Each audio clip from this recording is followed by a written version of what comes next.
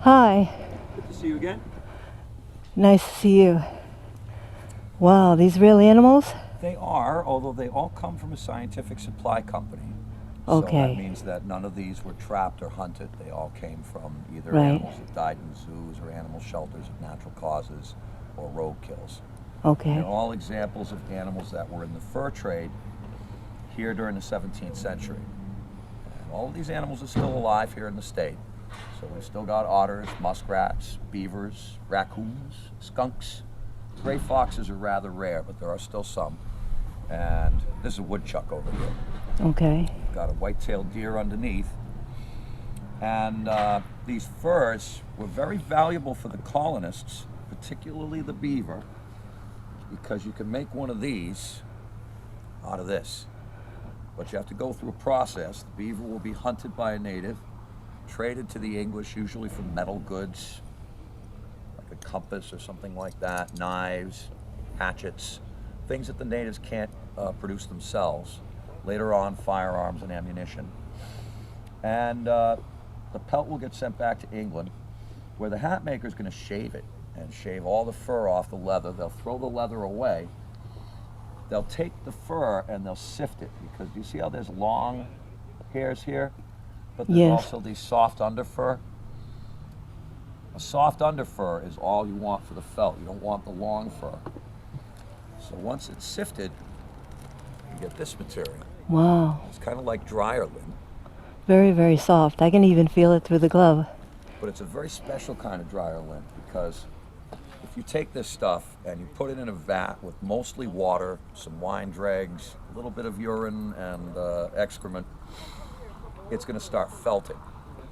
And what it does is all the fibers start closing in on each other.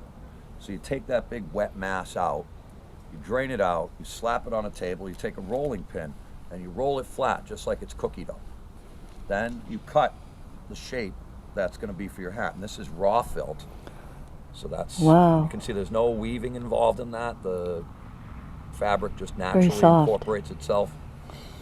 Then you take this stuff, you put it on top of a mold, and you put another mold on the top of that, and you put it in a kiln for a while, and that'll force the water out of it, cause it to shrink more, and you get this very durable, Very light.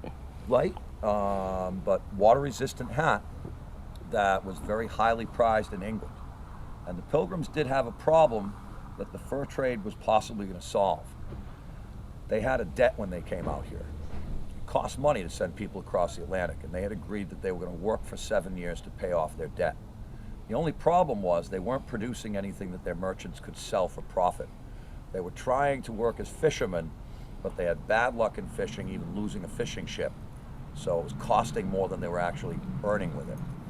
They would decide in 1624, because they'd been taught to grow Indian corn by the natives so well, they had a surplus. So they send a boat up to the Kennebec River with corn, and they successfully trade for fur. And this is going to really help the colony, which is really in danger of having their debt sold to another creditor who might even go to the trouble of moving them out or not allowing them to have their church here or what have you. So it was very important for them to try to pay off that debt. But the fur trade had consequences, many of them that were unanticipated by the people that were involved. It's kind of a myth that native people were any better ecologists in the 17th century than anybody else was. And so if you gave native groups an incentive to wipe out a local animal population, they would do it. And the incentive comes with this. Up in Maine and New Hampshire and others, later in Plymouth as well, the English start introducing firearms to the natives. The native hunting technology is this. This is an obsidian arrowhead. And if you were a native man, you'd have been taught from the time you were a boy how to make these, how to make the arrow, how to make the bow. So even if you lost your weapons, you could rearm yourself, given a little bit of time and materials. You would have been taught how to sneak to within 20 yards of a deer without being detected, make a perfect shot with this very accurate weapon, and hopefully, if you hit it well enough, not have to track it too far before it bleeds out.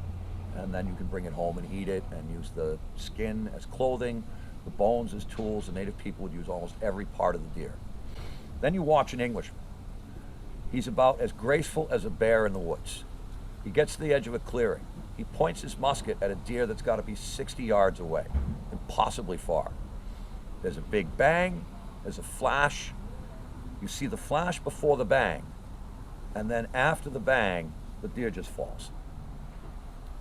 The bullet is going 700 miles an hour when it leaves the barrel, and it's going to do so much damage. Even though the musket is not very accurate, it doesn't matter where you hit the deer. You're going to get it. If you're a native and you rely on deer for your food and your clothing, do you think you might want to get one of those?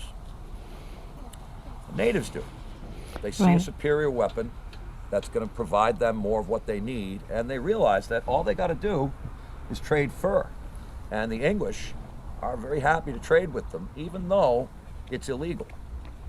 Right. King James, in 1617, makes it illegal for the English to sell any shot, powder, or firearms to the natives. But where is King James? He's over there, isn't he?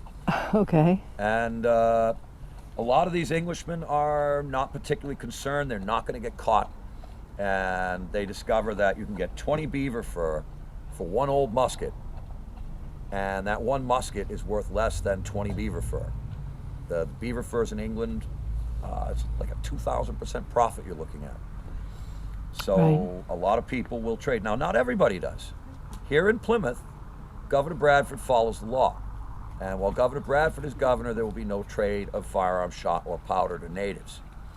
But Governor Bradford isn't governor here forever, and even though he busts an arms dealer up in Weymouth in 1628, by the time you get into the 1660s, the natives have completely abandoned this technology.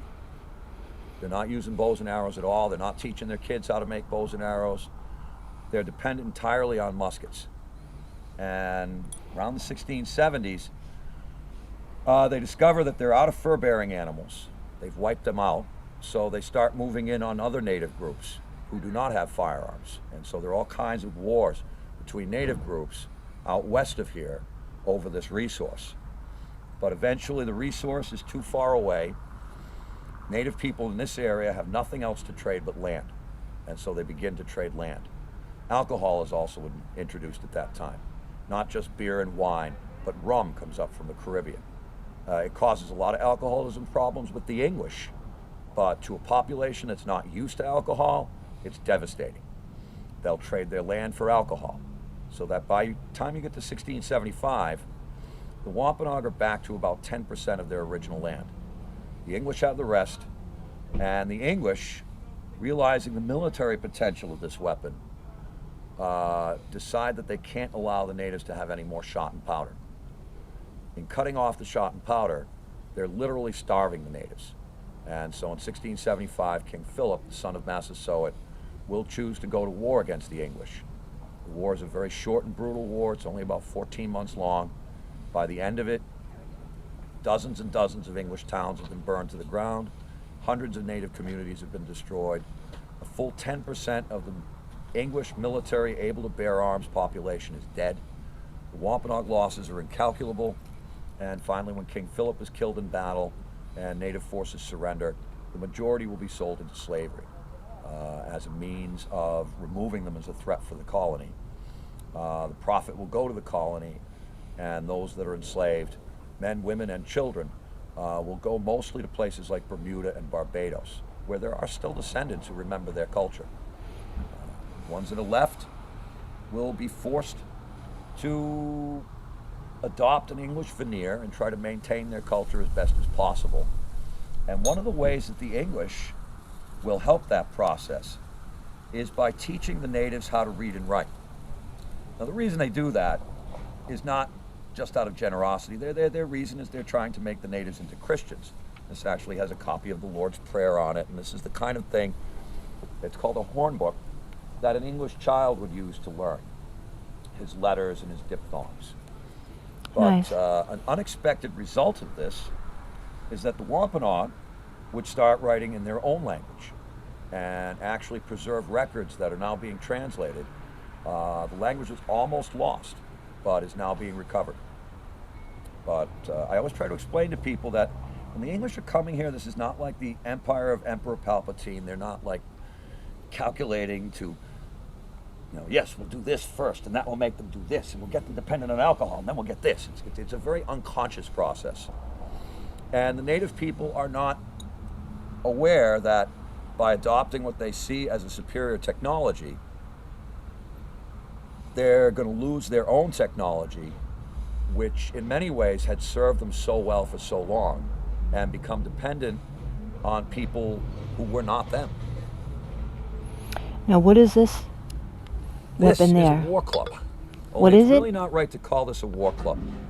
This is really primarily a hunting weapon, and this answers the question, how do you get one of these without ruining the fur? Because if you shoot it or snare it, it's going to spray. Once it sprays, you'll never get that stink out of there, and you can't sell it.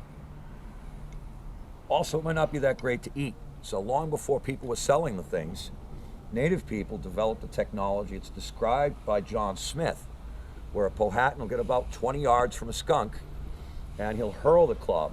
It goes end over end and bonks him on the head, and then he can go get the skunk without having it sprayed. This is also what they'd use to harvest beaver. They would go after beaver in the winter when the beavers were in their lodges. They dig a hole next to the lodge in the ice and literally reach in and up and feel around until they get a tail. They grab hold of a tail, pull him out, hit him over the head, and they keep going in until they get a face. When they get a face, they decide to leave that one alone and move on to the next lodge. Right. Now, do you have a musket? I don't have a musket here, no. Okay. I have the bullet. Having a firearm out on the site would probably not be appropriate. Right. But the muskets of the time were usually about 4.5 feet long. Is that tobacco? That is tobacco. Tobacco is something that is also going to be an item of trade here. And actually, one of the reasons I put it up is that Plymouth also involves itself in illegal trade. Governor Bradford has a very hard time getting European supplies from his merchants in England because they're always complaining that he's not sending enough over for them. He's growing tobacco, and it's only for local consumption because the law says that you can't buy tobacco out of New England. It has to come out of Virginia. It's a monopoly. So what are we going to do with all this tobacco? Yeah, you can trade it to the natives and they'll trade for it. But when the Dutch come to visit the colony in the late 1620s, they get a market. The Dutch also like tobacco. The Dutch would prefer not to pay the very high duties that the Virginia Company puts on the tobacco.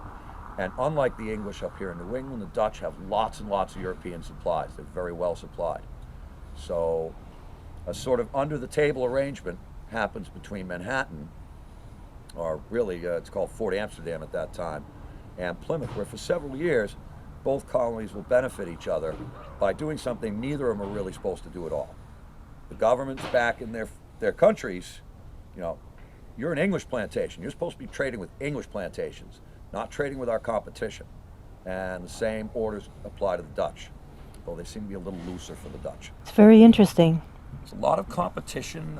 If you think about Europe of the 17th century, its natural resources are deeply depleted. There are lots and lots of people, and in the time period, it's racked with violent religious wars, plagues, and famines. So when these Europeans get out here and they see what seems to them limitless raw materials, this is what excites them into deciding to start colonies, where they can send workers over here. The workers can then harvest those raw materials, send them back to their mother countries, get the land that they clear as a place for them to live, which eases their population problem, and will also provide markets because they're going to want to buy manufactured things from back in their home countries. So that's kind of the idea behind colonization. But the reality of it is kind of hard if you're a native person, because every year after 1627, this colony needs to find more land, because these people have 7-year contracts. Their contracts are up in 7 years.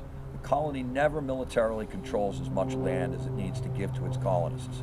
So it starts with purchases, usually for items. So there'll be a lot of land purchases. For example, Bridgewater is all a legal above boards purchase. But as time goes on, the English start taking advantage of the natives' relative ignorance of the English legal system. They start finding legal loopholes to be able to take more land from native people. And in many cases, they outright grab it. So there's a whole section of Taunton that was basically just lifted. There's no record of any deed, any exchange between native possession and English possession. Middleborough's the same way, I'm fairly sure. A lot of these areas just basically were absorbed, or the native people moved off and they were just taken over. Wow. Now, is that the Bible? This is not, but it could be close. This is Of Plymouth Plantation by William Bradford. So this is a primary source written by a guy who was the governor here. Okay. What's the name of the book? It's called Of Plymouth Plantation by William Bradford. It explains, I think this is their reasons for leaving England. Oh no, maybe this is the peace agreement. First the governor and the name, the consent of the company, doth all love and friendship. Merchants will this is one of their merchantry agreements. But he goes year by year, so we got 16, 22, 23, 24. So he kept his own record? He kept a record, he kept a journal. He probably intended to publish it, but he died before it ever went to publication. And the manuscript goes through its own strange history. It'll be used by his nephew, Nathaniel Morton, as the basis for the first history book produced in New England called New England Memorial. It'll be saved, along with William Bradford's papers, by another theologian later on named Cotton Mather. But Cotton Mather is going to end up having a fire. And in the fire, all he's able to save is Bradford's manuscript. That gets saved and somehow ends up in North Church by 1775 during the occupation of Boston. In 75. In March of 1776, when the British troops evacuate Boston, a British Army officer finds the manuscript in Old North Church and decides to take it with him.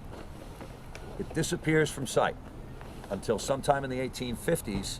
It shows up at an estate sale, and there happens to be a professor from Harvard who's over there, and he recognizes this as Bradford's lost manuscript. So Harvard University will actually get it back, and it'll be first going into print in 1856. There's going to be a new edition for 2020. Two new editions, actually, because if you're not going to sail back for France or for England, but on their way to England, they got captured by a French ship and ended up as prisoners of a French marquis who was himself very interested in what the English were doing. The French and the English are competing in this area. So he takes all of their letters, has them translated into French, refuses to give them back to them, though he does eventually release them and the ship. And so later on, the agent that was carrying the letters, Robert Cushman, will write a letter of apology saying, I can't give the full story because I can't remember everything that was in here. Now, I asked a French scholar years ago what he thought might have happened to the records on the Isle d'Yous, which is where it was. And he said all of that would have been consolidated in the Central Archives during the time of Napoleon. And because Paris never burned during World War II, it's very probable that those documents still exist, but they're not of much interest to French people. Right. There are some French scholars that are actually looking around to see if they can find some stuff from that period and see if indeed they have some of the lost material from Plymouth. I hope they find them. I do too. You know, I'm on my last battery, so I want to get a few more photos. This place is great, actually. I may come down again. I just need more batteries because you know you have to be careful. Otherwise, you just go right through the battery. Oh, absolutely. All right. Well, nice meeting you. Is pleasure. Christopher? Yes. Okay. Nice meeting you.